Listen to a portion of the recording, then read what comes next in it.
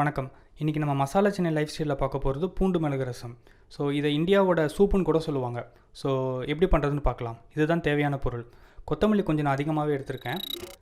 கருவேப்பிலை, 2 பச்சை மிளகா, 1 தக்காளி, ஒரு சின்ன லெமன் சைஸில் புளி, அதுக்கப்புறம் தாளிக்கிறதுக்கு பார்த்திங்கன்னா 2 வரமிளகா, கொஞ்சம் கடுகு, கொஞ்சம் வெந்தயம். அரைச்சி சேர்க்குறதுக்கு இதுதான் தேவையான பொருள். நான் பூண்டு கொஞ்சம் அதிகமாகவே எடுத்திருக்கேன். உரிச்ச பூண்டு வந்து ஒரு 8லேருந்து 10 பல், அதுக்கப்புறம் ஒரு 4 பல் உரிக்காமல் வச்சுருக்கேன். அது நான் வந்து தள்ளி நசுக்கி உள்ளே போட்டுடலாம். மிளகு வந்து ஒரு 3/4 ஸ்பூன், ஜீரகம் வந்து ஒரு 3/4 ஸ்பூன். சரி, இப்போ இந்த மசாலாலாம் அரைச்சிக்கலாம்.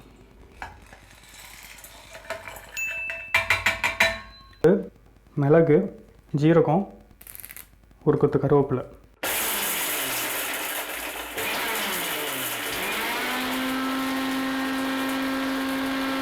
அரைக்கும்போது ரொம்ப நைஸாக அரைச்சிட வேண்டாம். இந்த மாதிரி கொஞ்சம் குறக்குறனே இருக்கட்டும்.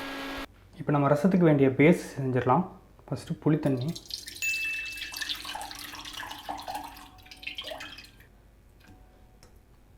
தக்காளி,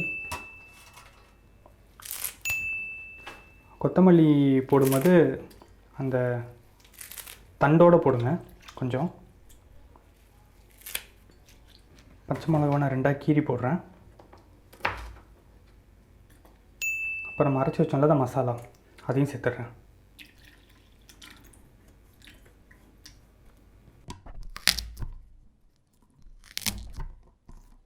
எந்த அளவுக்கு தண்ணி வேணுமோ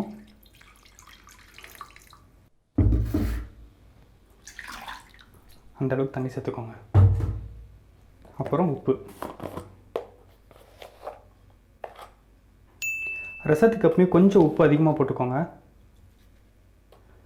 இது வந்து ஒரு 2லேருந்து 2.25.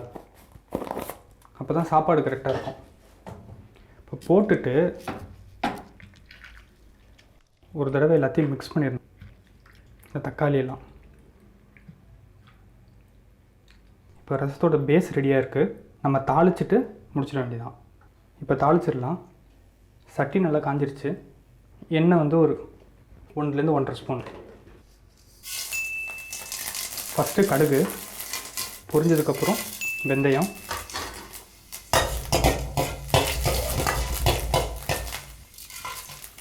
வரமிளகா, கருவேப்பிலை. ஓரளவுக்கு பொரிஞ்ச உடனே ரசத்தை விட்டுருங்க.